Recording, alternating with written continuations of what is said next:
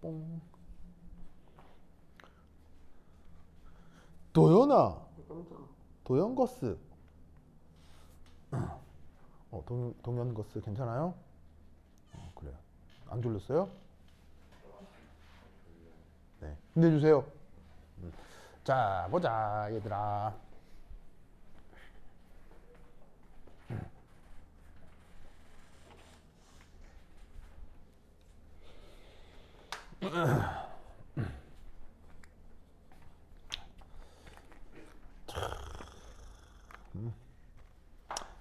이게 중간중간에 그 사실은 논리적으로 연결해야 될 부분들이 있거든요. 근데 여러분들 학교 진도의 물리적인 한계상 그 모든 상황을 내가 얘기해 줄 수 없음이 너무 가슴 아프긴 해요. 그래서 사실은 중간중간에 알면 좋은 물리학적인 얘기들이 많은데 그걸 내가 최대한 배제하고 얘기합니다. 그래서 이제 말씀드리는 건 싹 다 외워야 되겠지. 자, 보자. 어떤 전자가 있는데 그놈의 전자가 1D니까 그냥 1차원. 그럼 1차원이면 그냥 수직선을 생각하면 되는 거 아니에요. 그래서 이 1차원 수직선 그냥 그걸 그냥 X축이라고 가정해보자. X축으로. 그리고 그때 그 전자의 운동량을 P라고 해보자.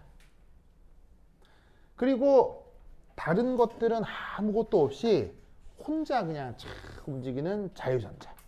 그러면 자유전자니까 다른 입자들은 있는 거예요? 다른 입자들은 없는 거예요? 없어요. 다른 입자 없이 혼자 그냥 알아서 쫙 움직이는, 알겠죠? 네. 이런 전자를 한번 생각을 해보자. 그러면 그런 전자의 그 물질파는, 그러니까 봐봐, 자유전자고 1차원만을 움직이니까 가장 복잡한 시스템이에요? 가장 단순한 시스템이에요? 가장 단순한 시스템에서부터 시작을 해보자, 이런 얘기죠. 자, 그러면 물질파 수식. 내가 외우라 했지? 자, 읊어봅시다. 램다는 바로 MEV분의 H. 뭐 이 경우 그냥 P분의 H 뭐 이렇게 얘기해도 되고. 됐습니까? 네. 자, 그럼 이때 두 번째 이 파장 램다를 표현할 수 있는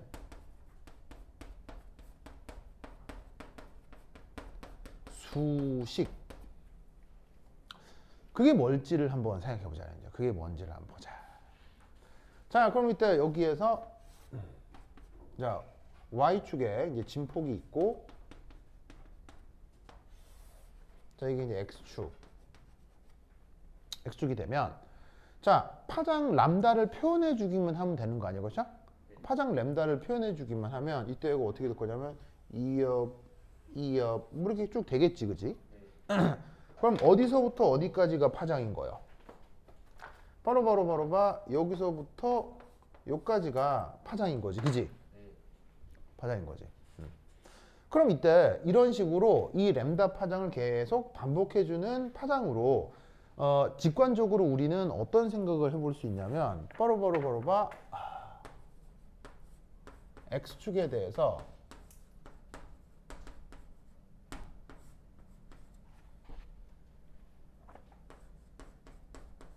짜잔, 이런 수식을 생각해 볼 수 있다, 이런 말이야. 보이세요? 자, 이때 이 수식에서 이제 그러니까 이 수식은 그냥 그야말로 직관으로요. 수학적으로 막 증명을 한 건 아니고 가장 간단한 시스템에서 저렇게 직관적으로 수식을 제시해 보자고요. 근데 이제 실제로는 이게 아니고 아주 연역적으로 처음부터 그냥 완전 제대로 푸는 방법도 있어야겠죠. 근데 이제 그 방법까지 학교에서 쓸 리는 없기 때문에 그냥 대충 때려잡아 보자, 이런 말이에요. 실제로는 미분방 정식을 풀어야 되거든요. 풀어야 되는데 그렇게까지 하면 좀 그렇고 그냥 이게 좀 직관적으로 한번 때려잡아 보자. 자, 이때 A라고 하는 물리량은 뭐예요? 진폭이고요. 어디서부터 어디까지를 뜻하는 거예요? 요 기준 0에서 바로 이 마루까지의 높이가 A죠. 그렇죠? 자, 그 다음 사인 함수의 속성 알죠? 사인 함수의 속성상 언제 0 돼요? 파이, 2파이, 3파일 때 0이 되는 거 아니에요? 그럼 이때 X자리에 보시다시피 X자리에 뭘 넣으면 보시다시피 여기에 2분의 램다만큼의 거리에서 그리고 램다만큼의 거리에서 0, 0이 될 거 아니에요. 그럼 보세요. 이 x 자리에다가 2분의 램다를 놓고 x 자리에다가 램다를 넣으면 요 안이 파이가 되고 2파이가 돼서 0이 될 수 있죠. 그러니까 저 x축이라고 하는 거리, 그러니까 축이니까 이건 일종의 그 뭐냐면은 각도 좌표가 아니라 거리 좌표잖아요. 거리 좌표니까 거리 좌표를 사인 함수에 적용을 해서 이런 꼴을 나타내려면 이렇게 표현을 해주면 일반적인 표현이 될 거다 이런 말이지. 무슨 말 알겠죠? 네. 그래서 이때 요 파이 이렇게 제시된 녀석을 영어 표현으로는 웨이브 펑션, 우리말로는 파동 함수라고 하도록 하겠습니다. 즉 뭐냐면 원래 있을 어떤 파동을 표현해 주는 수식이겠죠. 알겠죠? 파동을 표현해 주는 수식. 자, 그럼 이때 여기에서 5, 3 그러면 요 파이 x를 파이 x의 성격을 조사해 보도록 하겠습니다. 제가 어떤 성격을 갖고 있으려나.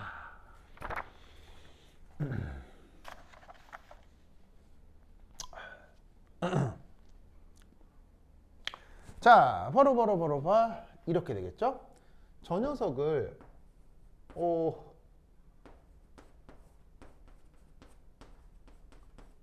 한번 미분해 보았어요. 뭐 한다고요? 미분이요. 자, 그럼 어떻게 될 거냐면 안에 있는 알맹이가 빠져나오겠죠. 그러니까 상수는 그대로고요. 사인도 그대로고 이렇게 되겠죠. 사인을 미분하면 뭐가 되죠? 코사인 되죠. 됐습니까? 상수 그대로고 사인을 미분해서 코사인으로 바꾸고 안에 x를 미분하면 x 앞에 있는 상수가 앞으로 뽕 튀어나오죠. 네. 이런 미분은 무슨 미분이라더라? 합성 미분이라죠. 맞죠? 합성 미분. 자, 그다음 이 상태에서 한 번 더 해볼게요.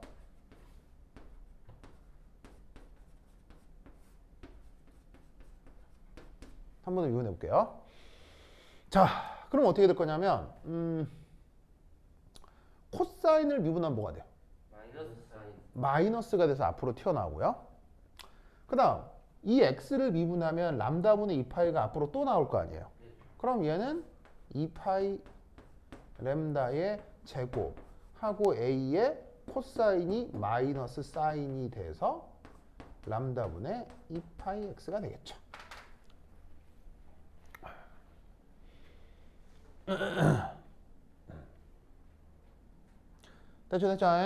됐죠? 시험 거스 맞아요? 네. 자, 그럼 이때 여기서 얘를 다시 어떻게 바꾸냐면 자, 마이너스라고 둔 다음에 자, 사실 요 램다가 어디 있음이야?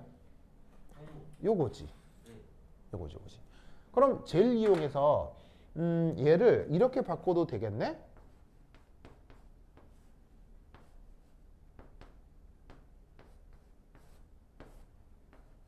그지? 네.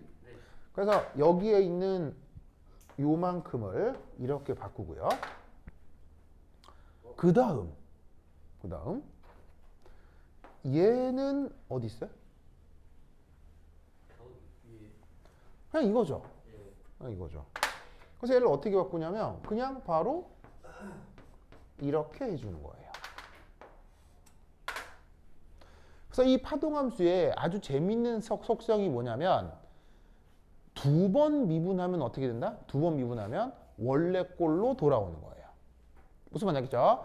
그래서 저렇게 그 드브로이의 물질파으로부터 전자를 표현하려고 했을 때 그 전자의 속성을 가지고 있는 파동함수는 저렇게 원래 함수를 두 번 미분하면 원래대로 돌아오는 묘한 수리적 관계에 있다 이런 말이지.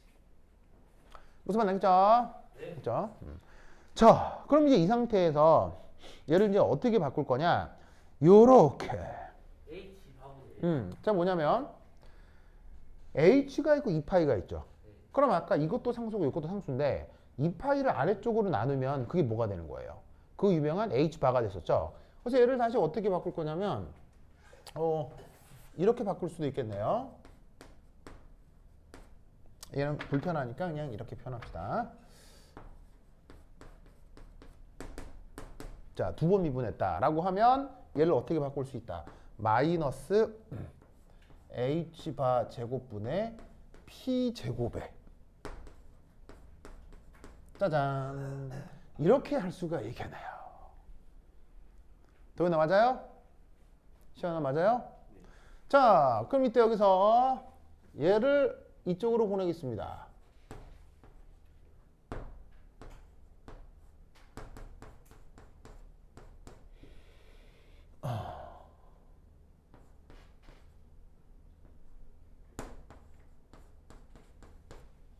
자, 이래도 돼요, 안 돼요? 돼요.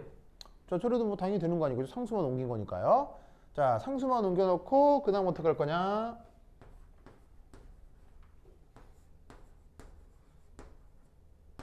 질량으로 양변을 또 한 번 나누겠습니다. 알겠죠? 질량으로 또 한 번 나누겠습니다.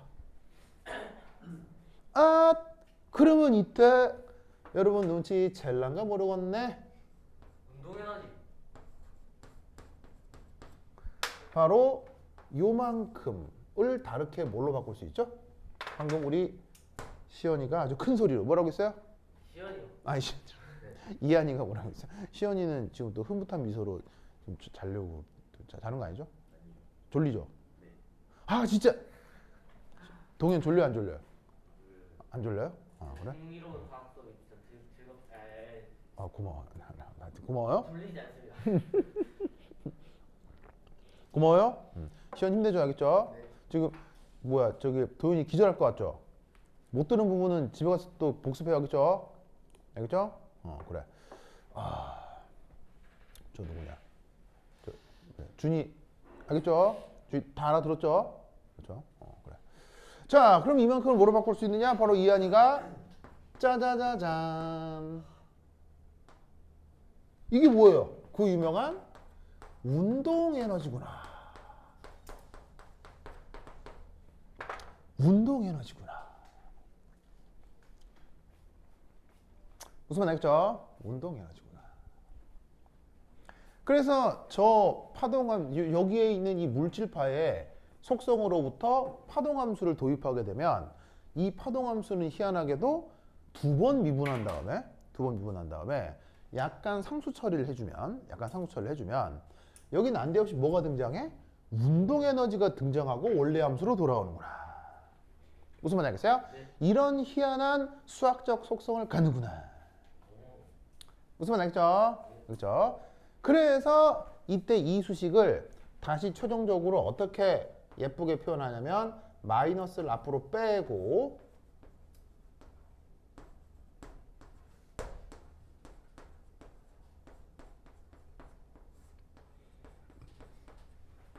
한 다음 짜잔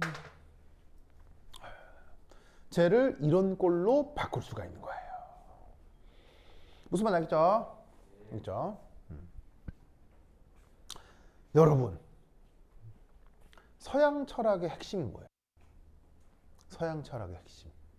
혹시 뭐 이런 말 들어본 적 있어요? 뭐 존재론, 실존론, 뭐 아니면 뭐 꼭 자연과학이 아니더라도 뭐 니체, 아니면 뭐 이런 뭐 짜라투스트라 뭐 이런 식의 서양 철학자들 이런 뭐 아니면 뭐 플라톤, 탈레스, 뭐 고대 히랍 철학자들 알겠어요? 이런 말 들어봤죠? 네. 그 사람들이 별의 별 이론을 주장했고 그게 막 윤리학 책에 나오잖아요. 그래서 윤리학 책 읽으면 세상 재미없잖아요. 그렇죠? 근데 서양 사람들이 그 어떤 서양 사람들이라 하더라도요.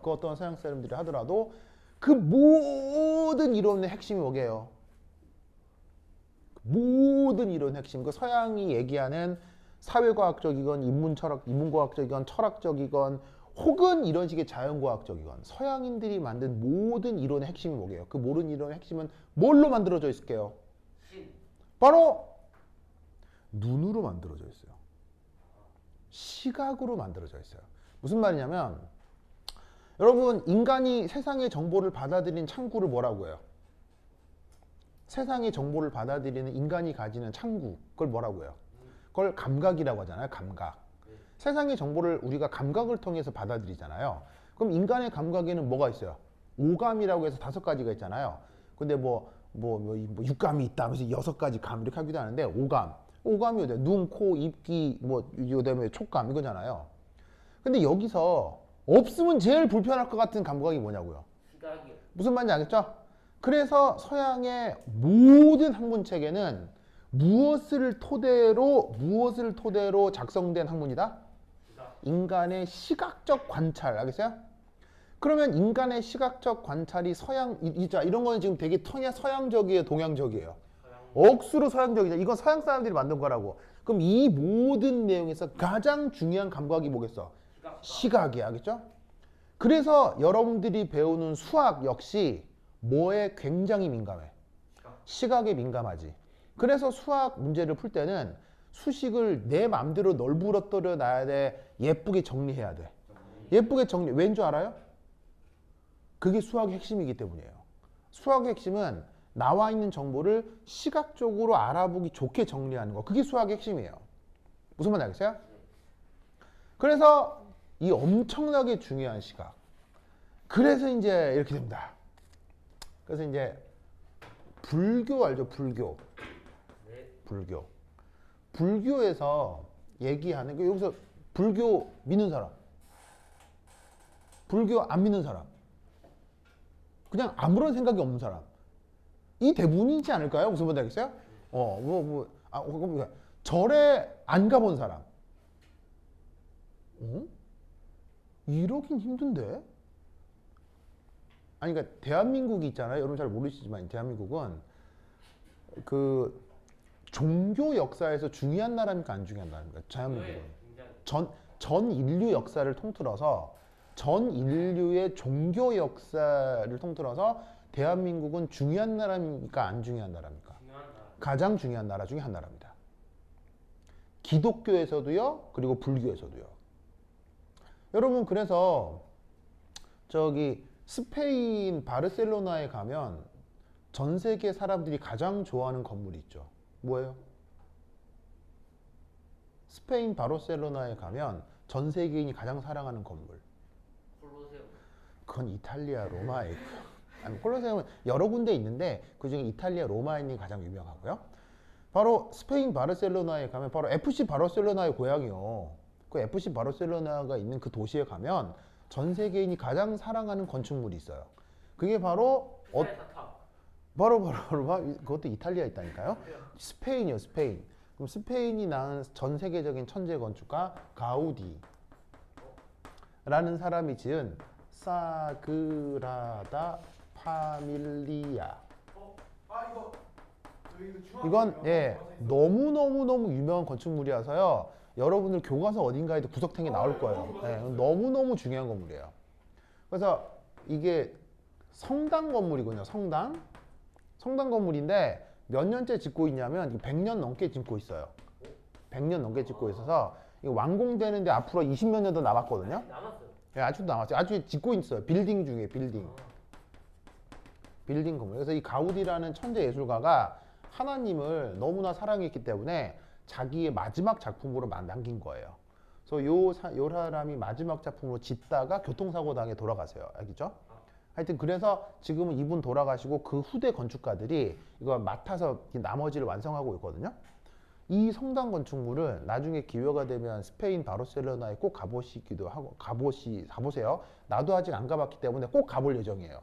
나는 건축을 굉장히 좋아하기 때문에 이 건물 보러 무조건 갈 거거든요. 나 아직 못 가보겠는데. 뭐라고? 마인크래프트. 아, 그래요?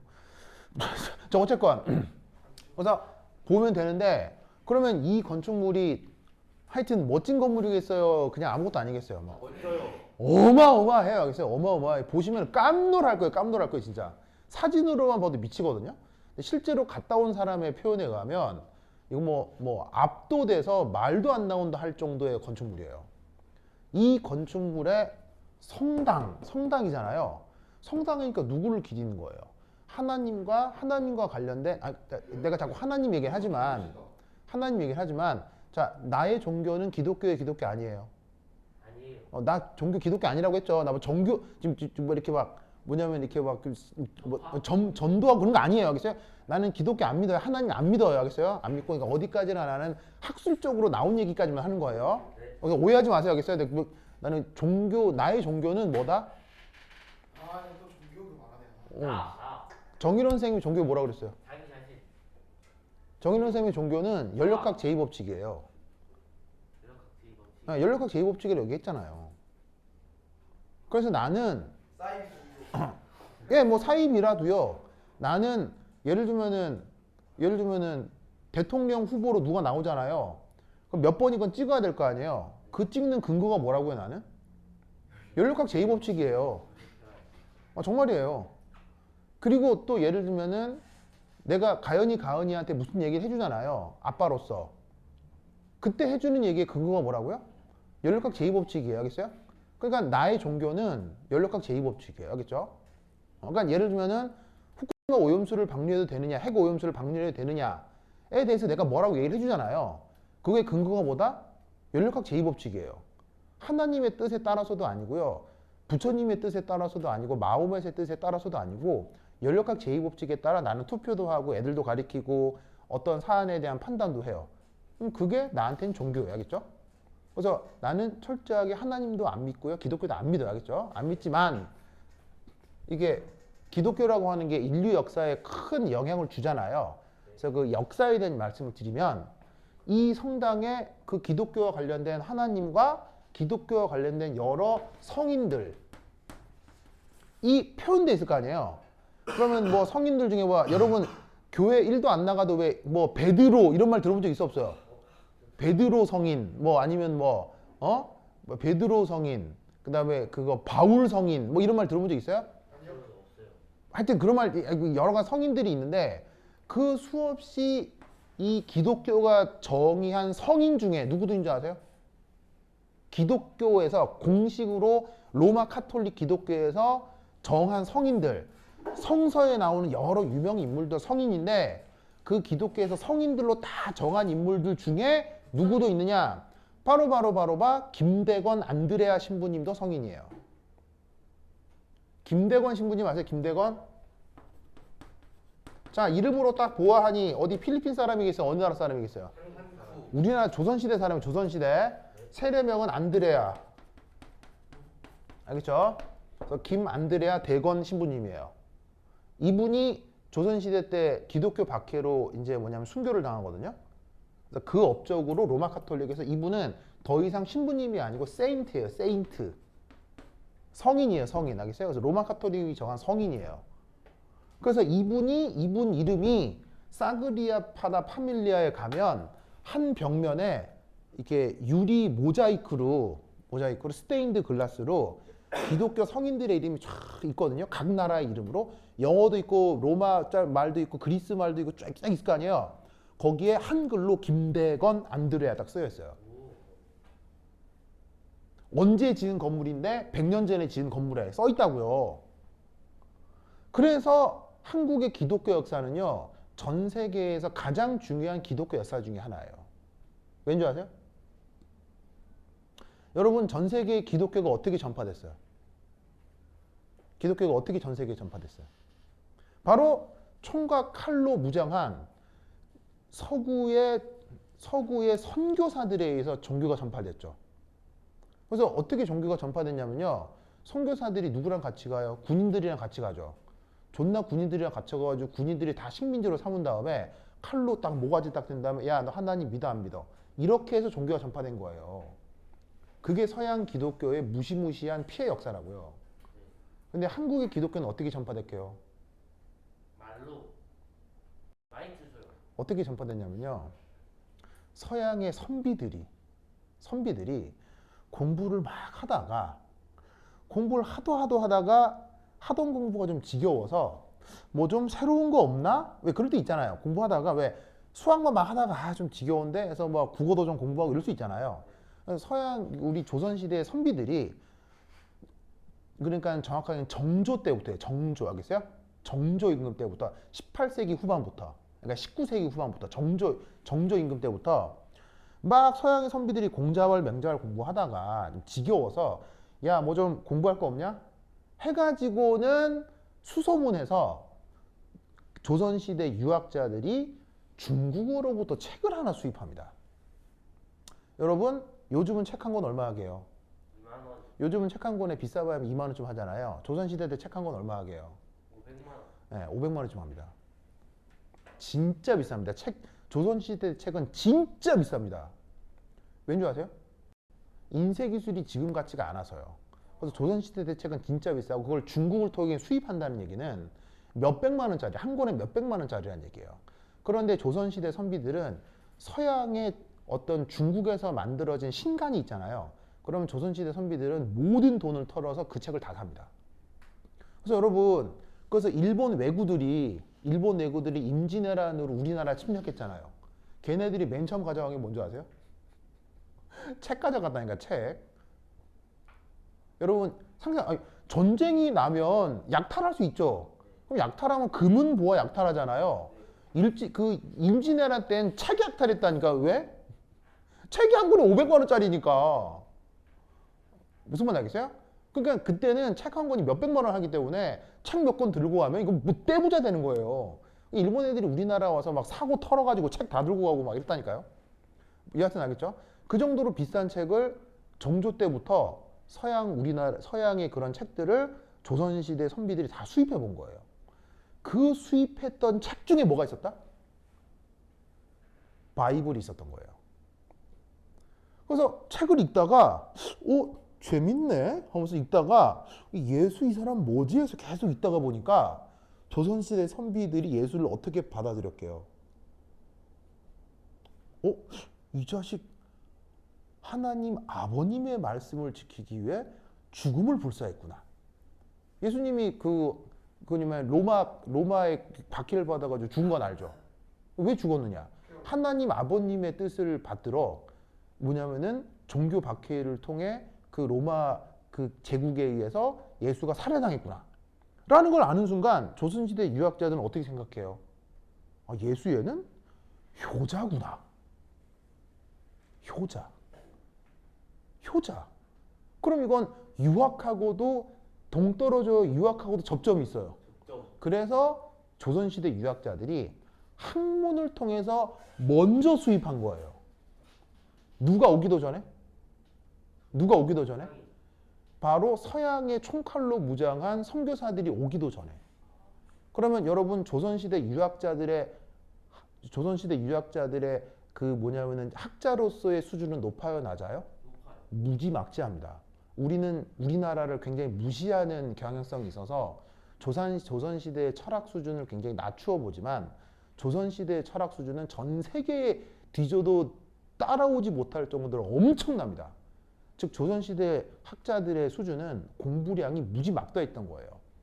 그래서 이들이 조선으로 수입한 기독교를 조선에서 학술적으로 이렇게 딱 체계를 잡았겠죠.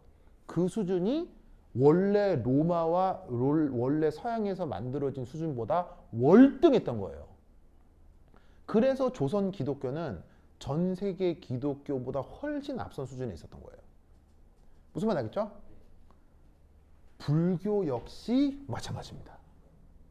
여러분 불교 맨 처음 만들었다고 생각하는 사람이 누구예요? 고타마 시타르타잖아요. 석가모니. 근데 그 석가모니가 만들었던 인도에서의 불교와 조선으로 흘러 들어온 조선의 불교는 사실 같은 걸까요? 다른 걸까요? 달라요. 아주 많이 다릅니다. 굉장히 많이 다릅니다. 그래서 이 조선의 불교는 전 세계 인류 문명사에서 이 한반도의 삼국시대 때부터의 불교는 전 세계 인류 역사에서 굉장히 중요한 한 문화의 축입니다. 그래서 여러분 절에 가거나 아니면 부처님을 믿지 않더라도요. 이 우리나라에 남아있는 불교 역사 그 절들 있잖아요. 역사적으로 중요한 절들은 한번 가보는 게 좋아요. 알겠어요? 그거는 마치 뭐를 방문하는 거랑 같은 거냐면 피라미드, 만리장성, 아니면 아까 했던 사그라다 파밀리아 이런 걸 가는 거랑 동급인 겁니다. 그러니까 기회가 되면 부처님 안 믿어도 되니까 믿을 필요도 없으니까 절에 가서 그 불교 미술을 한번 보고 가겠어요? 그건 굉장히 중요한 겁니다. 알겠죠? 이 사람들 진짜 절에도 한번 안 가보고. 뭐라고요? 예, 그런데 가봐야죠. 가봐야죠. 부천에 오시나 옛날에 맨날 그냥 절거하고 예, 예, 예. 그냥 그게 자연스럽게 한번 가보라고요. 그리고 크리스마스 때는 어디 가고요? 성당 성당 가보고요. 알겠어요? 서울 갔을 때도 성당 가고 예, 가보세요. 나는 얘기했잖아요. 나는 하나님 믿어요, 안 믿어요? 안 믿어요. 하지만 난 크리스마스 때 성당 가요. 왠지 아세요? 파이프 오르간 소리 들으려고요. 이벤트 하는 예, 그래서 지역마다 큰 성당이 있거든요. 그럼 그런 데 가면 그 로마 카톨릭이 정한 의식들이 있어요. 그 의식들을 보면 신기하고 재밌어요. 이게 예배라고 하는 미사라고 하는 과정 속에 여러 가지 그 종교적인 행사들이 있을 거 아니에요. 그런 거 보면 신기해요. 그럼 그때 뭐 하나님한테 잠깐 기도 드리죠. 뭐 하나님 잘 해주세요. 뭐 이렇게 기도 잠깐 드리고 안 믿어도 야겠어요? 그리고 거기서 막 파이프 오르간 뻥 하면은 정말 듣기 좋거든요.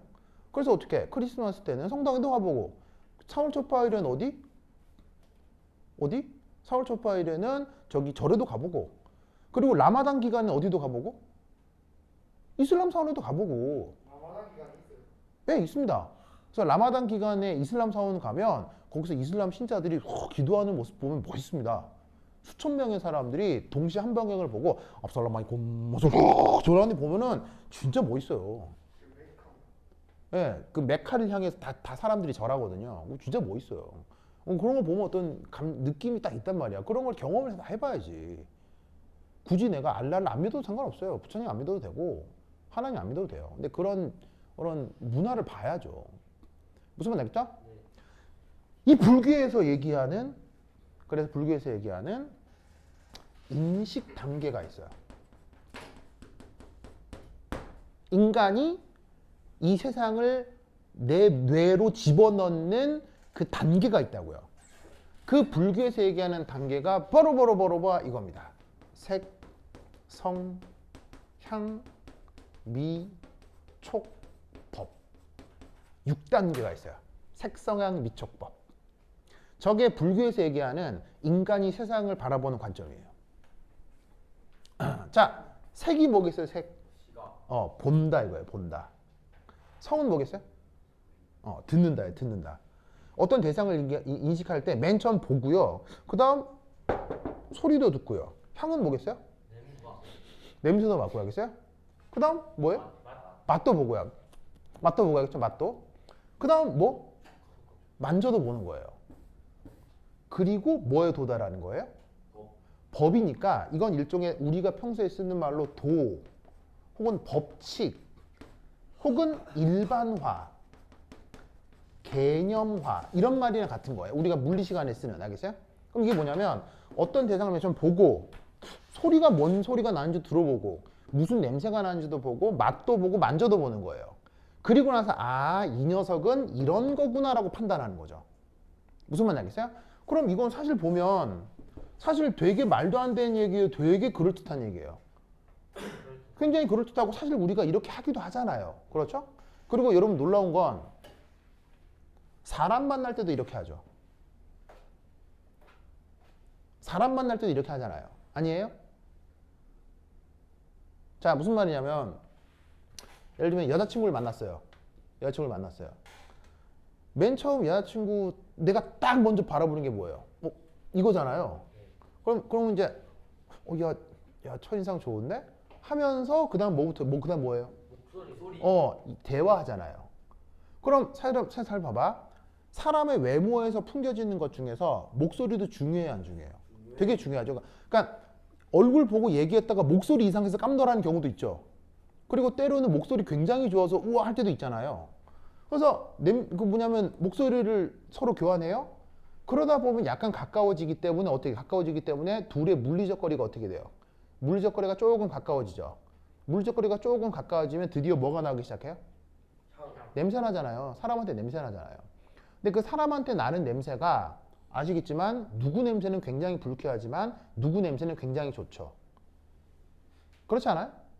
특별히 무슨 향수를 썼다 이런 느낌이 아니라 향수 같은 걸 전혀 안 써도 이 사람 향기는 되게 좋다 그럴 수 있잖아요. 근데 이 사람 향기는 굉장히 별로다 이럴 수 있잖아요.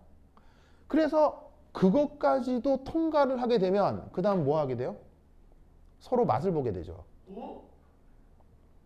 아니 조용한데? 맞잖아요. 맛을 보게 되잖아요. 그 맛까지 통과하면 드디어 뭘 하게 돼요? 오? 무슨 말인지 알겠어요? 알겠어요? 그리고 그게 끝나고 나면 그 마지막 단계까지 끝나고 나면 우리는 드디어 판단하죠. 법적. 아, 얘는 여기까지다 라거나 아니면 아, 이 사람하고는 평생 가야 되겠다. 무슨 말인지 알겠어요? 그러니까 이 단계가 인간의 삶에서 굉장히 많은 것들에 대한 설명이 되는 굉장히 좋은 방법이에요. 무슨 말인지 알겠어요? 이때 불교에서는 어떻게 얘기하냐면 불교에서는 일이 갈수록 고급이고요. 일이 갈수록 저급하다 라고 얘기를 해요. 그래서 눈으로 보고 판단한 것처럼 저급한 게 없으며 그 모든 의미를 다 파악하는 것이 그것의 진짜를 보는 거다라고 얘기를 하는 거예요. 이게 불교에서 얘기하는 6가지 인식 단계인데 근데 나는 이게 항상 맞다고 생각하진 않아요. 왜냐하면 나는 여기에 한 단계가 더 붙는다고 생각해요. 바로 뭐다? 색성향 미촉 법 다음에 어떤 단계가 생기게요? 촉법 소양. 바로 다시 또 색이 시작돼요. 그 다음 성향 미촉법이 계속 순환됩니다. 무슨 말이냐면 처음에 누구를 딱 첫눈에 보고 판단했잖아요. 그런데 그 모든 거를 다 경험하고 그 사람을 다시 보면 같아질까요? 달라질 수도 있을까요? 달라질 수도 있다니까요. 무슨 말이냐면 이 한 단계에 도달하고 나면 이 단계가 저급한 게 아니라 이 단계가 다시 상승해요. 즉 그래서 이런 말 들어본 적 있어요? 아는 만큼 보인다. 그런 말 들어본 적 있어요? 아는 만큼 보인다라는 게 뭐냐면 내가 어떤 원리에 도달하고 나면 그 원리로부터 내가 어떤 대상을 단순히 보기만 해도 완전 달리 보인다는 얘기예요. 그래서 우리는 학습이 됐건 인생이 됐건 어떻게 살아야 돼요? 저 단계를 거쳐가면서 내가 뭔가를 깨우쳤으면 깨우친 것으로부터 뭔가를 바라보는 관점도 바꿔야 돼요. 알겠어요? 그냥 똑같이 저기 이한이네 뭐 저기 지원이 이게 아니고 이한이가 오늘 좀 달리 보이는데? 뭐 이런 식으로다가 알겠어요? 무슨 말 알겠어요? 그래서 색성향 미촉법에 도달해서 다시 색으로 돌아가는 이 테크닉을 가장 많이 쓰는 학문이 뭐다? 그게 제가 생각했을 때는 자연이라는 얘기예요. 어떤 원리를 깨우치고 나면 그 다음에 내 시각의 수준이 확 올라가는 거예요. 그래서 이때 물리학자들은 어떤 생각을 하느냐? 자, 여기부터 다음 시간에 하도록 하겠습니다. 1, 2, 3 한 다음에 2.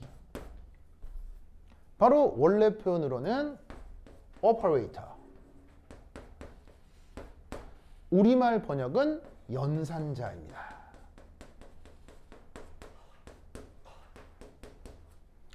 그래서 여기에 도달한 다음 물리학자들은 혹은 수학자들은 아주 이상한 시각에 매달립니다. 어떤 시각에 매달리냐면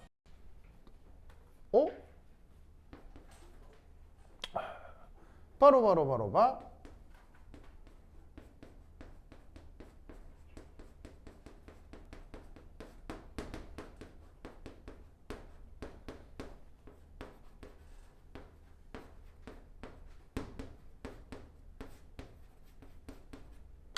이러한 새로운 표현을 하나 만들어냅니다. 자, 무슨 말인지 잘 봐요. 잠깐만. 어떤 함수를 2번 미분해서 무슨 상수를 곱한 거지. 그랬더니 원래 상수, 어떤 상수가 튀어나오고 그 다음 원래 함수로 돌아오잖아.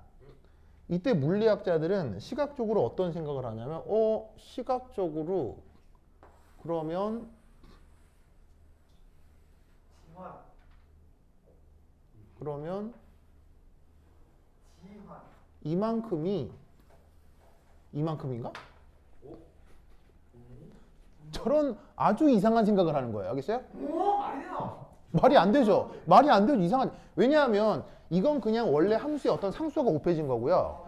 이건 어떤 함수를 두 번 미분하라는 두 번 하라는 명령어기 때문에 이게 물리학적으로 같을 리가 없다고요. 물리적으로 같을 리가 없다고요. 그런데 인간의 모든 학문은 어디에 매여 있다고요?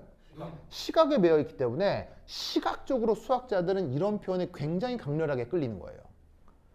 그래서 저 시각으로부터 물리학자들은 수학자들은 새로운 개념을 만들었어요. 그걸 뭐라고 부른다? 오퍼레이터라고 해요. 그래서 여기서 새로운 역학체계를 만드는데 이렇게 역학체계를 만듭니다. 바로 파동함수의 EK 삭가표, 이 삭갓이 오퍼레이터라는 말입니다. 얘가 지금 요걸 얘기하는 거예요. 요거를 적용하면 뭐 EK를 알아낼 수 있다 라는 새로운 역학체계를 만들어내요. 무슨 말인지 알겠죠? 알겠죠? 저런 식으로 탄생한 역학을 뭐라고 한다? 저기서부터 바로 양자역학이라고 하는 체계가 만들어지는 거예요. 알겠죠? 시각을 희한하게 쓰는 거예요. 알겠죠? 그래서 이걸로부터 만들어지는 역학체계부터 다음 시간에 보도록 하겠습니다. 됐죠? 자, 그러면 다음 시간 언제야? 토요일이죠? 네, 일요일. 일요일이에요? 일요일에 만나도록 하겠습니다. 그럼 요 뒤에 하고 그 다음에 요거와 관련된 또 기출문제가 나왔었어요. 알겠어요? 이거를 알아야 풀 수 있는 기출문제가 나왔어요. 그 기출문제 다음 시간에 또 다뤄보도록 하겠습니다. 오케이, 됐다. 그럼 여기까지. 다음 시간에 만나요. 안녕.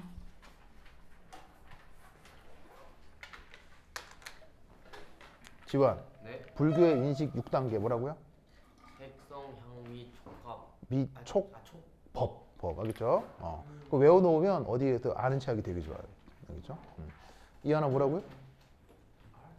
색성, 향, 미, 촉법. 그렇지. 그거 어디서 아는 체하기 되게 좋습니다. 알겠죠? 네, 좋습니다. 네.